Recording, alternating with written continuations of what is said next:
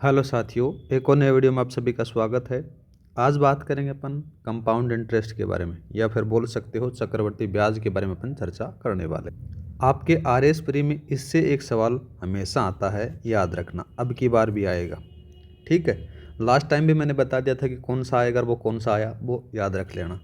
साधारण ब्याज और चक्रवर्ती ब्याज का अंतर दिया होता है और आपसे पूछ लिया जाता है, बस ऐसा ही सवाल आता है वैसे देखो। और टॉपिक आपके दोनों दे रखे हैं, चक्रवर्ती ब्याज भी दे रखा है और साथ में साधारण ब्याज भी दे रखा है, फिर बोल सकते हो सिंपल इंटरेस्ट भी दे रखा है। पर उससे अपने को ज़्यादा पढ़ना नहीं है, क्योंकि अपना जो सवाल बनेगा वो चक्रवर्ती ब्याज से बनने वाला है। तो सारे के सारे कॉन्सेप्टों के बारे में अपन चर्चा करेंगे। जिनका मैथ बैकग्राउंड नहीं है उनको भी आराम से समझ में आ जाएगा, और जिनका मैथ बैकग्राउंड है उनको तो आराम से समझ में आ जाएगा। एकदम बेसिक तरीके से अपन करने वाले हैं। मतलब कि चक्रवर्ती ब्याज क्या होता है? ब्याज के ऊपर ब्याज लगना, ब्याज के ऊपर ब्याज लगना ही चक्रवर्ती ब्याज होता है, उसी को कहा जाता है।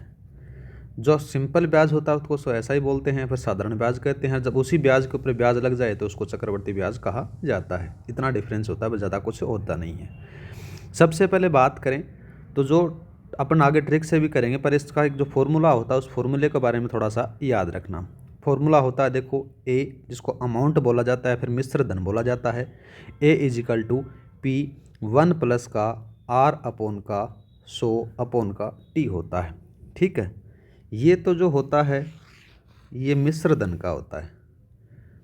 बात की जाए अपने सीआई के बारे में, बोले तो कंपाउंड इंटरेस्ट। कंपाउंड इंटरेस्ट का जो फॉर्मूला होगा वो पी होगा, और पी के साथ में 1 प्लस का आर अपोन का 100, ठीक है, इंटू टी माइनस का 1 होगा।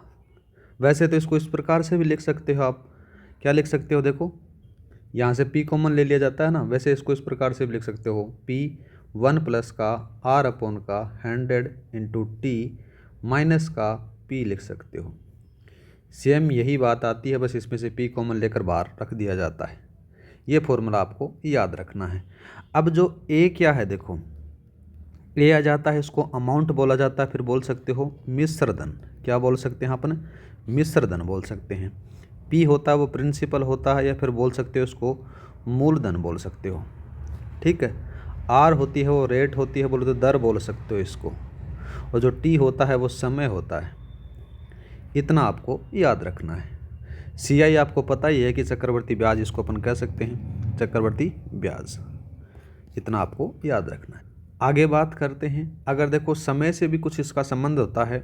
अगर बात करते हैं, अर्धवार्षिक दे रखा है, जो भी दर होती है वो अर्धवार्षिक दे रखी है, तो उसके अंदर से क्या होता है? देखो, अर्धवार्षिक, अर्धवार्षिक दर दे रखी है, तो जो समय होता है ना, समय, उसको 2 से गुणा कर देना। 2 से आपको गुणा करना है, और जो दर होती है उसको आधा करना है।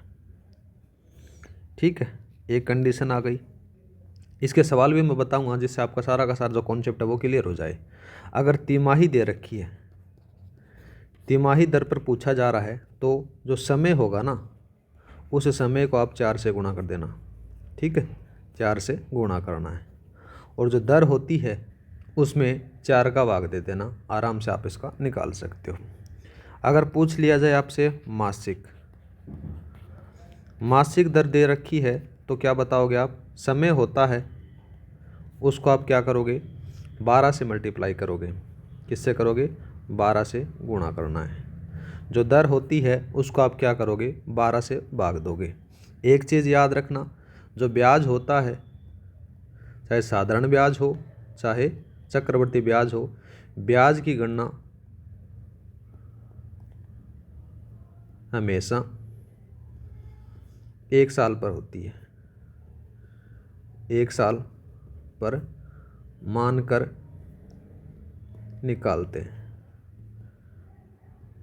ठीक है, आगे बात करते हैं। एक और कॉन्सेप्ट है, जितने भी कॉन्सेप्ट होंगे सीआई के, वो सारे के सारे मैं आपके साथ में चर्चा करने वाला हूँ। अगर सीआई है ना, बोले तो कंपाउंड इंटरेस्ट, बोले तो चक्रवर्ती ब्याज पर एक निश्चित राशि, एक निश्चित राशि है। ठीक है, निश्चित राशि, निश्चित राशि n1 वर्षों के लिए, वर्षों में अक्ष गुणा और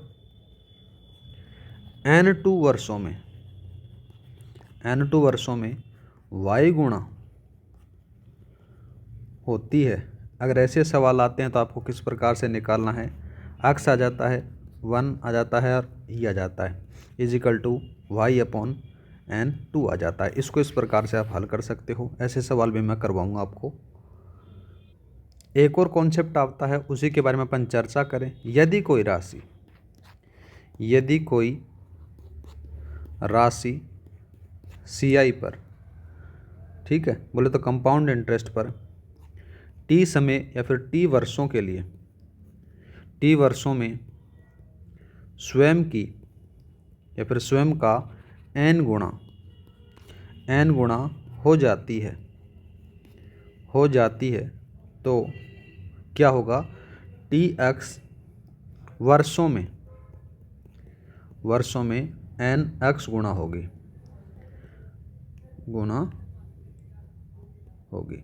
देखो, इसको हल करने का तरीका है, अगर कोई राशि है T वर्ष आपके पास में दे दिया गया, वो n गुणा हो रही है, ठीक है। तो जैसे इसके कॉन्सेप्ट होंगे वो सारे के सारे मैं बताऊंगा। यहाँ पर इस प्रकार से निकाल सकते हो और साथ में आ जाता है जो अक्ष से मल्टीप्लाई करोगे यहाँ पर ये आ जाएगा, ठीक है। एक और कॉन्सेप्ट आता है कि गाइस, अगर आपके पास में जो समय होता है ना, समय भिन्न के रूप में दे दिया जाता है, भिन्न के रूप में दिया है, तो क्या करोगे, तो आपको ये लगाना है फॉर्मूला। वैसे तो मैं आपको बता दूंगा सारे कॉन्सेप्ट। P आ जाता है 1 प्लस का R/100 और यहाँ पर टाइम दे दिया Tx/y दे दिया। मतलब जो समय दिया गया है वो समय दिया गया है T⁴x/y, या फिर ऐसे बोल सकते हो 2 सही 3/4 वर्ष दे दिया गया। ऐसा कंडीशन आ जाती है तो किस प्रकार से हल करोगे, तो उसके लिए एक और कॉन्सेप्ट निकल कर आता है, A=P और साथ में जाता है 1 प्लस का R/100 और यहाँ पर T आ जाएगा और T के साथ में दोबारा से 1 प्लस का R/100 मल्टीप्लाई x/y आ जाएगा। आगे एक और कॉन्सेप्ट के बारे में चर्चा करते हैं। देखो, अगर किस्त दे रखी हैं, किस्तों के बारे में पूछा जाता है, इंस्टॉलमेंट के बारे में पूछा जाता है, तो क्या करोगे। अगर 2 साल के लिए पूछा जा रहा है तो आपको फॉर्मूला लगाना है P/1 प्लस का R/100, 1 प्लस आ जाता है 1 प्लस का R/100 का होल स्क्वायर। ये 2 साल के लिए है। अगर 3 साल आ जाता है तो 3 साल के लिए क्यूब लगा देना। क्या करोगे 3 साल के लिए, 3 साल के लिए देखो 3 साल के बराबर आ जाता है 1 प्लस का R/100, 1 और 1 प्लस का R/100 ये आ गया और साथ में आ जाता है ये मैं बेसिक वाली आपको क्यों बता रहा हूँ, कभी कभार क्या हो जाता है कि आपको बेसिक आना ज़रूरी है। सवाल ऐसा आएगा कि वो आपको ट्रिक से नहीं होगा, बेसिक से हो जाएगा, तो थोड़ा सा ध्यान रखना इन बेसिक का भी। बेसिक आपका अगर बढ़िया है तो आप इन सवालों में नहीं अटकोगे और आपको पता ही है कि P क्या है, R क्या है, वगैरह वगैरह आप सब कुछ कर सकते हो। अब बात करते हैं आपका जो इम्पोर्टेंट टॉपिक आता है, जो हर बार सवाल पूछा जाता है, इसमें SI व CI का अंतर पूछा जाता है या फिर अंतर दिया होता है, दिया हो। ऐसे सवाल आप पिछली बार भी उठाकर देख लेना, उससे पीछे वाले भी उठाकर देख लेना, 100% आए हैं, ठीक है। तो पहला अगर बात करें अपन 1 साल के लिए, 1 साल के लिए SI और CI का जो डिफरेंस होगा ना वो 0 होगा, ठीक है। कितना होगा, 0 होगा। इसको D से डिनोट करेंगे अपन। अगर 2 वर्ष के लिए पूछ लिया जाता है, 2 वर्ष के लिए, 2 वर्ष के लिए पूछा गया तो क्या करोगे, D आ जाता है और PR²/100 का स्क्वायर लगा सकते हो। यहाँ पर अगर आपका SI CI का डिफरेंस दे दिया जाता है तो यहाँ पर रख सकते हो। P प्रिंसिपल पूछता है, मतलब मूलधन पूछता है, तो यहाँ पर P से आप अलग रख लेना, R रेट हो जाती है। ये 2 वर्ष के लिए था। एक और आ जाता है 3 वर्ष के लिए, 3 वर्ष के लिए। इससे ज़्यादा आपके एग्ज़ाम में नहीं आएगा, ठीक है। तो यहाँ पर क्या होगा, D=PR² 300 प्लस का R/का आ जाता है 100 की क्यूब। ये 3 वर्ष के लिए आता है, ठीक है। तो ये बेसिक चीज़ें थी इनके बारे में। अब अपन सवाल करते हैं जिससे अपना जो भी होगा सारा का सारा आपके कॉन्सेप्ट क्लियर हो जाएंगे। पर याद रखना ये वाला जो चीज़ है ये बहुत ज़्यादा इम्पोर्टेंट है। आज ही 100% लिख लेना इसके बारे में, तो इसमें से एक सवाल 100% आएगा। ठीक है, तो बात करते हैं। देखो सबसे पहले एक अपन स्टार्ट से करते हैं, एक छोटा सा सवाल लेते हैं। जैसे आपके पास में टी दे रखा है 2 बरस, कितना दे रखा है 2 बरस दे रखा है, और आर दे रखी है आपके पास में 12.5%, कितना दे रखा है 12.5% दे रखा है। ठीक है, सी आई बोले देखो कंपाउंड इंटरेस्ट है पर मूलधन दे यहाँ पर दे रखा है, सॉरी चक्रवर्ती ब्याज कितना दे रखा है 6.80 रुपये, कितना दे रखा है 6.80 रुपये दे रखा है। यहाँ पर पूछा इसने प्रिंसिपल क्या होगा, बोले तो मूलधन क्या होगा। ठीक है, मूलधन के बारे में बात करोगे तो क्या होगा, देखो सीधी सी बात आ जाती है, अपने को रेट से काम है, 12.5% दे रखा है। 12.5% को जब आप इसमें से नॉर्मल में चेंज करोगे तो कितना हो जाएगा, तो इसमें से चेंज करोगे तो आ जाएगा 25/2 हो जाएगा, परसेंटेज साथ रहेगा, और परसेंटेज को हटाओगे तो कितना आ जाएगा 25/2, और यहाँ से 100 से भाग दे देना। जब इसको काटोगे तो कितना होगा 1/8 आ जाएगा, क्योंकि 4 यहाँ पर मिलेगा आपको। अब 1/8 आपके पास में आया, तो यहाँ पर जो 1/8 आ जाएगा ना, तो इन दोनों के हिसाब से बात करें तो ये तो आपका प्रिंसिपल निकल जाता है, और इन दोनों को जब आप ऐड कर दे तो आपके पास में ए निकल जाता है, बोल तो मिश्रधन निकल जाता है। कितने साल का बात की गई इसमें, 2 साल की बात की गई है। तो 2 साल में देखो 8 इधर आ गया, मिश्रधन बात करें तो 9 इधर आ जाता है, और 8 इधर आ जाता है, और 9 इधर आ जाता है। जब इन दोनों को मल्टीप्लाई करोगे तो कितना आएगा 64, और ये 81 आ जाता है। आप क्या जानते हो, आप जानते हो ए इज इक्वल टू जानते हो पी प्लस का सी आई जानते हो। ठीक है, पी प्रिंसिपल हो गया, बोले तो मूलधन हो गया, ये ब्याज हो गया, और ये मिश्रधन हो गया। ये आपके पास में मिश्रधन निकल रहा है। ठीक है, ये आपके पास में क्या है मूलधन आ गया। इन दोनों का जो डिफरेंस है वो 13 है। कितना है गाइज 13, यहाँ पर कितना आएगा 13 और 7 17 आएगा, सॉरी 17। ठीक है, 17 आ गया, तो 17 यूनिट बराबर आपके पास में कितना दे रखा है, यहाँ पर सी आई दे रखा है ये। तो आप इसको किस प्रकार से लिख सकते हो।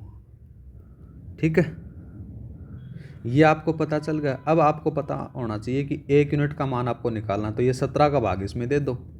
17 का भाग इसमें दोगे तो कितना आएगा 0.4 आएगा, कितना आएगा 0.4 आएगा।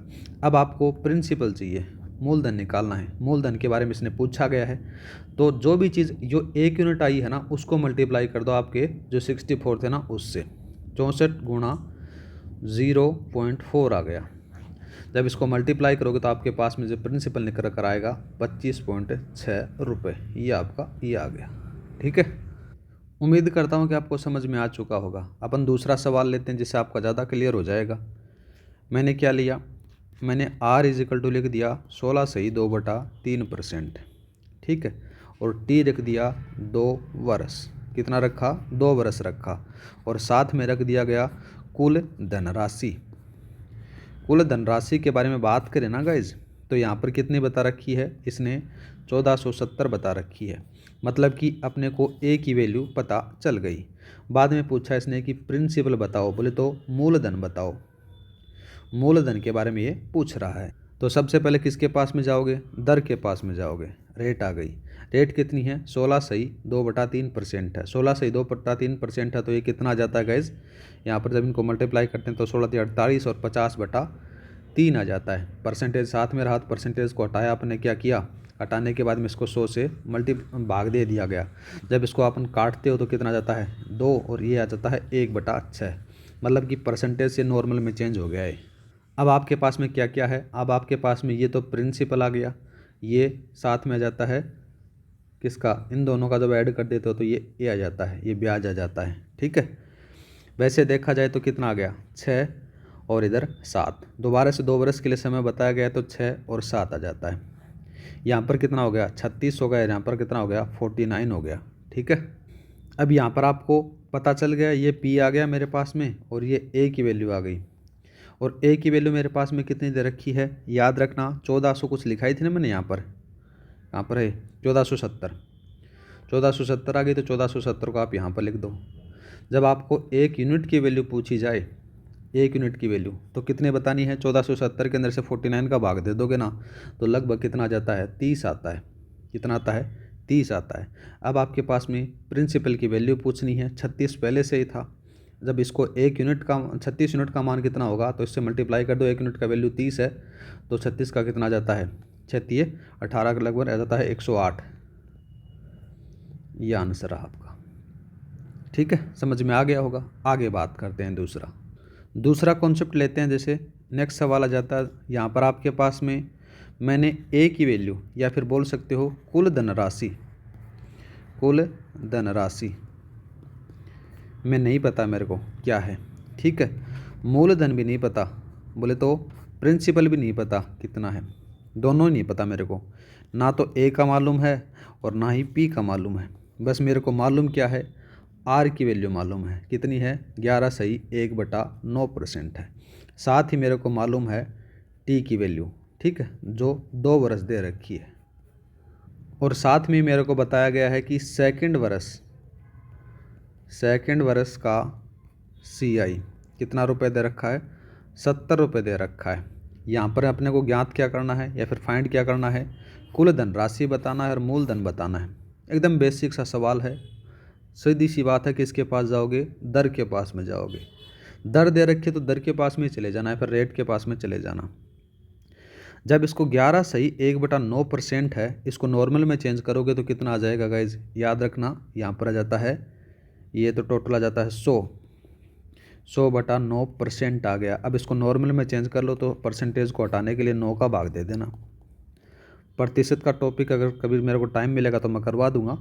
यहाँ से जब इसको काटोगे तो 1/9 आएगा। नॉर्मल चेंज हो गया आपके पास में। ठीक है, अब आपके पास में देखो, एक तो 9 आ जाता है प्रिंसिपल और इधर आ जाता है अमाउंट, बोले तो मिश्र धन। यहाँ पर कितना हो गया, 10 हो गया। ठीक है, 10 हो गया। पर अपन ये वाला कॉन्सेप्ट नहीं लगाएंगे, क्योंकि इस वाले कॉन्सेप्ट में आपके बहुत सारे सवाल फंस जाते हैं और वो सॉल्व नहीं होते हैं। तो इसके लिए अपन एक सरल सा तरीका लेकर आए हैं। समय कितना है आपका, 2 बरस दे रखा है गाइस, ज़्यादा कुछ नहीं करना, इसका मल्टीप्लाई कर दो, कितना आएगा 81 आ गया। ठीक है, यह आपने को पता चल गया कि मूलधन है, मूलधन आ गया। इधर बात करते हैं तो 2 लाइन इधर खींच लेनी है, तो 1/9 तो इधर रेट आपके साथ में चलेगी और 1/9 इधर चलेगी। इस 81 को मूलधन मानते हुए आपके पास में जो साधारण ब्याज आएगा ना, वो आएगा 9 इधर आएगा और 9 इधर आएगा। जब आप इसको चक्रवर्ती ब्याज फाइंड करोगे तो 1/9 इधर से दोबारा से दे देना और 1 आ जाएगा। इस वाली के अंदर आपको क्या क्या पता चला, यहाँ पर आपका पता चलेगा कि 81 के ऊपर जो ब्याज है, 81 रुपये मूलधन के ऊपर है ना, वो 18 रुपये, SI तो 18 रुपये है और CI है वो है 19 रुपये। यहाँ पर CI माइनस SI की वैल्यू कितनी है, 1 रुपया है। आपको पता चल गया इन दोनों का जो डिफरेंस है वो 1 रुपया है। और बात की जाए अपने को सेकंड वर्ष का दे रखा है, सेकंड वर्ष का ये होता है, 1-2 सवाल करोगे तो आपको समझ में आ जाएगा। सेकंड वर्ष का कितना हो गया CI, ये हो गया 10, और आपको दे कितना रखा है, 70 दे रखा है। 70 दे रखा है तो 1 यूनिट की जो वैल्यू निकल कर आएगी ना गाइज, वो कितनी आएगी, वो याद रखना, वो 7 निकल कर आएगी। आपका जो ऊपर मूलधन 81 था ना, वो कितना हो गया, देखो इसको 81 को मल्टीप्लाई कर दो 7 से, तो लगभग 567 रुपये आएगी। कितना आएगा, 567 रुपये। ये तो आपका प्रिंसिपल आ गया। लेकिन मेरे को अमाउंट भी चाहिए, बोले तो मिश्र धन भी चाहिए। मिश्र धन मैंने कितना माना था, मिश्र धन मैंने यहाँ पर निकाला था, इन दोनों का जो ऐड होता है वो कितना निकलता है, 10 निकल कर आता है, मतलब कि 10 यूनिट का जाता है। तो 10 से यहाँ पर मल्टीप्लाई कर सकते हो। ठीक है, और यहाँ पर देखो 81 का था ना, तो यहाँ पर स्क्वायर कर देना, 10 का स्क्वायर आ जाएगा 100, और 100 को 7 से मल्टीप्लाई करोगे तो 700 रुपये उसका कितना आएगा, अमाउंट आ गया। ठीक है, अब चलते हैं नेक्स्ट। थोड़ा बहुत तो आपको समझ में आ गया कि SI में क्या होता है, CI में क्या होता है। ठीक है, सारे के सारे जो आपके एग्जाम ओरिएंटेड सवाल होंगे ना, उन्हीं पर अपन चर्चा करेंगे। ऐसे नहीं कि मूलधन फलाना वगैरह निकालने वाला, वैसी चर्चा नहीं करनी, क्योंकि टाइम अपने पास में बहुत लिमिटेड टाइम है। ठीक है, नेक्स्ट बात करते हैं। यहाँ पर मेरे को पास में प्रिंसिपल पूछा गया है, मतलब कि मेरे पास में मूलधन नहीं है। R दे रखी है, R की वैल्यू मेरे पास में 15% दे रखी है, और T दे रखा है 2 वर्ष। कितना दे रखा है, 2 वर्ष समय दे रखा है। साथ में ही CI और SI का जो डिफरेंस है वो 2.70 रुपये दे रखा है। कितना रुपये दे रखा है, 2.70 रुपये दे रखा है। तो पहले अपन एक उस वाले फॉर्मूले से स्टार्ट कर लेते हैं आप हल कर लेना। जैसे मैं आपको बता देता हूँ, 2 वर्ष के लिए पहले फॉर्मूला लिखाया था। उस फॉर्मूले में मैंने लिखाया था कि PR² अपॉन का 100 स्क्वायर लिखाया था इजिकल टू D लिखाया था। 3 के लिए मैंने 3 को वाला फॉर्मूला बताया था। यहाँ पर जो वैल्यू है उसको पुट कर दो आप। आपके पास में डिफरेंस कितना दे रखा है, 2.70 रुपये दे रखा है। ठीक है, P की वैल्यू आपके पास में नहीं पता तो P का P रहने दो। साथ में बात की गई है 15 की, 15 रेट दे रखी है तो 15 मल्टीप्लाई बाई 15, ठीक है, और 100 का स्क्वायर दे रखा है। अब आपको करना क्या है, इसको आप खुद हल कर लेना, 2.70, ठीक है, और यहाँ पर दे रखा है 100 गुणा 100 या फिर 100 स्क्वायर, एक ही बात है, और नीचे 15 गुणा 15, और इसमें P की वैल्यू आराम से निकल आएगी। ठीक है, अब बात करते हैं अपन जो ट्रिक लगा रहे थे उस ट्रिक से कितना जल्दी होता है। आपको क्या करना है, सीधी सी बात है, रेट के पास में जाना है। रेट कितनी है, 15% है। 15% को आप किस प्रकार से लिख सकते हो, तो 15 के अंदर से 100 का भाग दोगे ना तो ये आ जाता है 3/20 आता है। कितना आता है, 3/20 आता है, परसेंटेज को हटा दोगे तो सबसे पहले अपने पास में किसके पास जाना है, इस 20 के पास जाना है। समय कितना है, 2 वर्ष है, तो 20 का जो स्क्वायर मानोगे तो वो 400 आ जाएगा। कितना आ गया, 400। दोबारा से 2 वर्ष के लिए है, 3 वर्ष के लिए भी अपन चर्चा करेंगे। 3 से ज़्यादा नहीं आता आपका सवाल, ठीक है। 3 का भी किस प्रकार से क्या करते हैं वो सारा मैं बताने वाला हूँ। जब 400 आया तो यहाँ पर 3/20 लिख दिया और दोबारा से 3/20 लिख दिया। अब यहाँ पर जब अपन काटते हैं तो आपके पास में आता है 60। किस प्रकार से आया मैं बता देता हूँ, थोड़ा सा कुछ भाइयों में कन्फ्यूज़न हो गया। जैसे 400 लगा दिया और 3/20 लगा दिया, ठीक है, 3/20 लगाया, यहाँ से इसको काट दो और यहाँ से इसको काट दो, 20 आ गए और 20 दिया 60 आ गए। यहाँ पर इतना आ गया, दोबारा से यहाँ पर 60 आ गई। ये तो आपके पास में क्या निकल कर आया, ये आ जाता है SI। अब एक और बरस का और बचा है तो एक और बरस का यहाँ पर 3/20 दोबारा से लगा सकते हो, तो दोबारा से लगाओगे तो कितना आएगा, 9 आएगा। अब देखो आपके पास में क्या क्या फाइंड हो गया। आपके पास में SI जो फाइंड हुआ वो गया 120, कितना हो गया, 120 हो गया, और CI की जो वैल्यू आई वो आई 129, ठीक है। अब होता क्या है, CI माइनस का SI, CI हमेशा ज़्यादा होगा याद रखना, और इसकी जो वैल्यू निकल कर आई वो 9 निकल कर आई। तो यहाँ पर 9 यूनिट थी ना, वो 9 यूनिट किसके बराबर है, वो अपने पास में दे रखा है 2.70, ऊपर दे रखा नहीं, यहाँ पर कहाँ पर सी है, ये रहा, इसके बराबर दे रखा है। अब मेरे पास में क्या है कि मैं 1 यूनिट की वैल्यू निकालूंगा, तो इसमें डिवाइड कर देना, 2.70 को 9 से डिवाइड करोगे तो कितना आएगा, 9 ते 27 आ जाएगा, 0.30 आ जाएगा। कितना आएगा, 1 यूनिट की वैल्यू आएगी 0.30। अब आपके पास में जो मूलधन निकल कर आया था, आपने जो माना था यहाँ पर, इधर ये 400 वाला, इसके साथ में मल्टीप्लाई कर दो, 400 मल्टीप्लाई बाई 0.30। जब इसको मल्टीप्लाई करोगे तो 120 रुपये आएगा। कितना आएगा, 120 रुपये आंसर। तो इस प्रकार से आप फाइंड कर सकते हो। ये वाला वीडियो अपन यहीं समाप्त करते हैं क्योंकि टाइम बहुत कम है, ठीक है। जितना मेरे को टाइम मिलता है मैं आपको जल्दी वीडियो प्रोवाइड करवा देता हूँ। क्लास अच्छी लगी हो तो लाइक और सब्सक्राइब करना न भूलें। क्लास की PDF फाइल आपको टेलीग्राम पर मिल जाएगी, टेलीग्राम का लिंक डिस्क्रिप्शन में दे रखा है, वहाँ पर जाकर आप ज्वाइन कर सकते हो। आज के लिए इतना ही, जय हिंद, जय भारत।